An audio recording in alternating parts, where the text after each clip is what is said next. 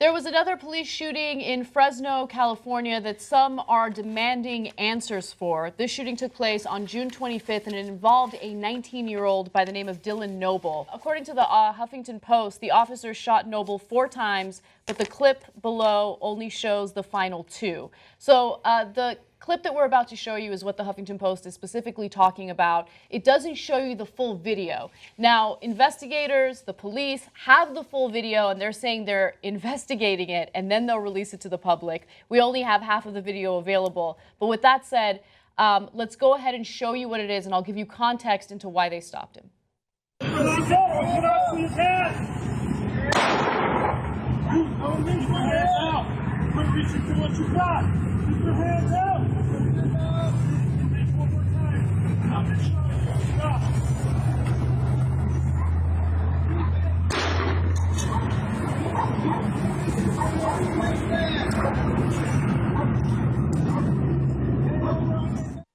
So I'm going to be honest with you guys, it's hard to see exactly what's going on. Obviously, the video is taken from far away. We don't have the full video because they haven't released the full video yet. But the way this all went down was the cops apparently got a call about a man who was walking around with a rifle.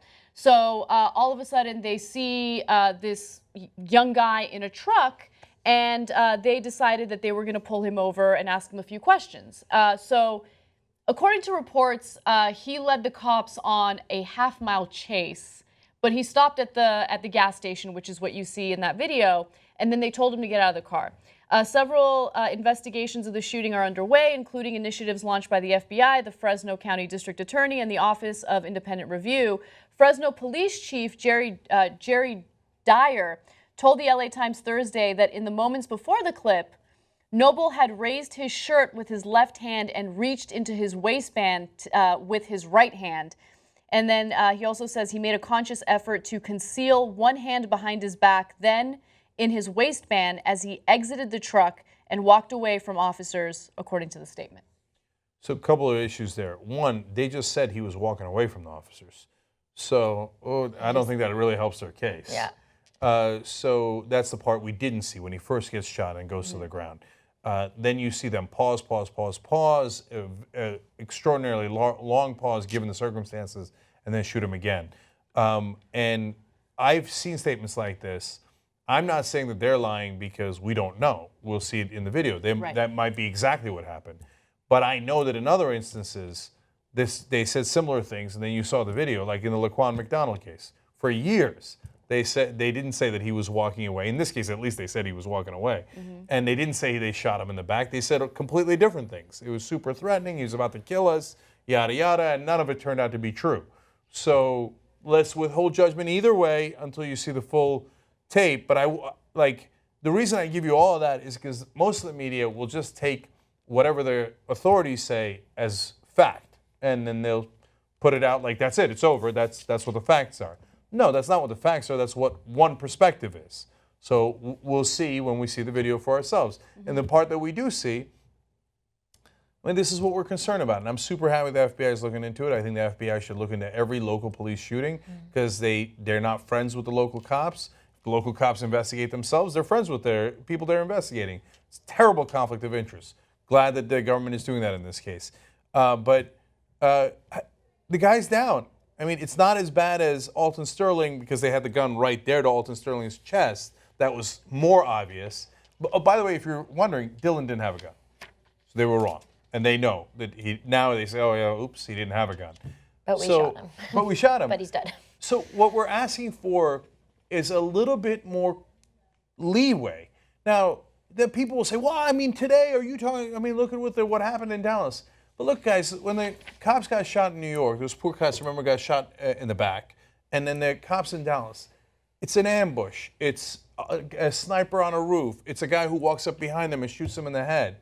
So those are, in those two cases, totally different than a scenario like this where a guy's already been shot, he's on the ground, poses a relatively low risk. I'm not saying no risk, but a relatively low risk. And there's three of you there, you all have weapons. Can we not approach him super carefully with a lot of time? Call an ambulance, by the way, you shot him, right? And he's likely bleeding out. So that's what we're asking for. Some people think that's too much to ask for. I don't.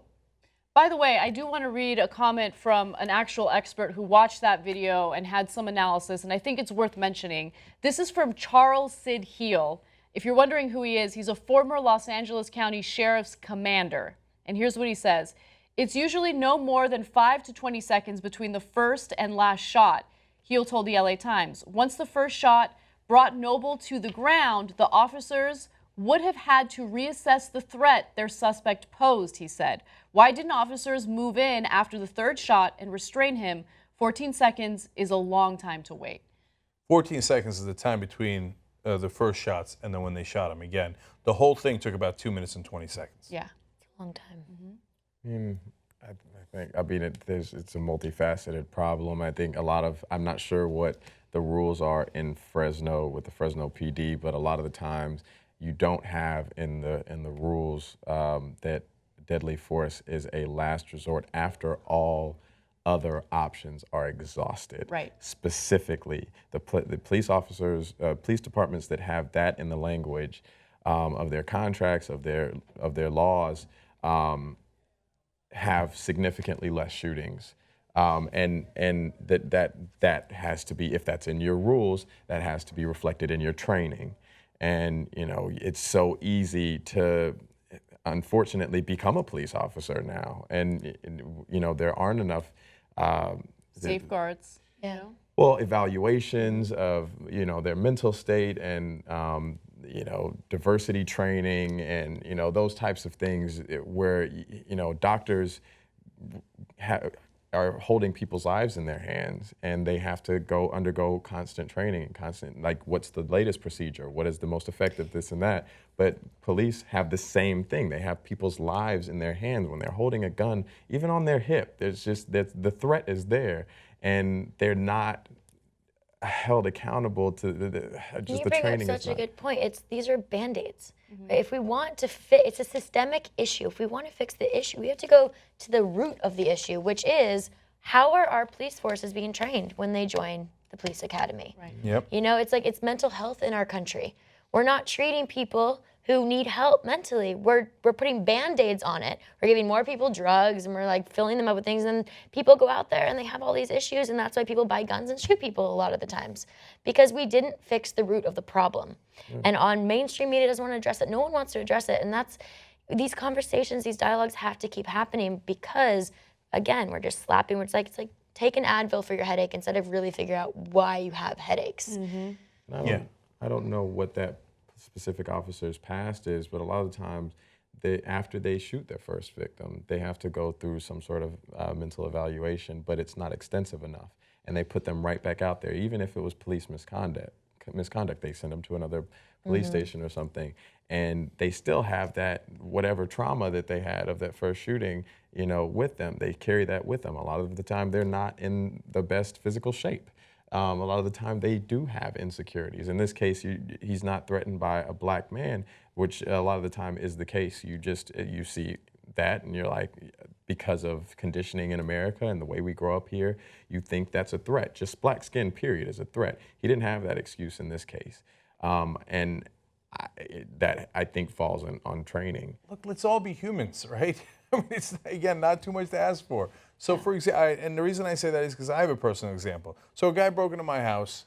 I've told this story before. Crazy guy, super high on whatever he was high on. We never found out. And he broke my back door down. My kids are in the house. And so people say, oh, don't you wish you had a gun? No, I don't wish I had a gun, because if I'd used the gun, maybe the cops think I'm the one shooting and I'm the guy who broke in. And then there are people shooting in the house and my kids are in the house. I don't want any of that, right? But the reason I bring it up today is because even if I had a gun, there's no way I would have shot him when he first came in the house, because I didn't know what kind of a threat he was. I know he broke into my house. I know likely he's super high or emotionally disturbed, etc. But it was dark in the house. And I'm sure a lot of you will think that I'm wrong and that I'm naive. I should have just shot him dead and we're done with it, right? But I don't want to be done with it. That's another human being right there.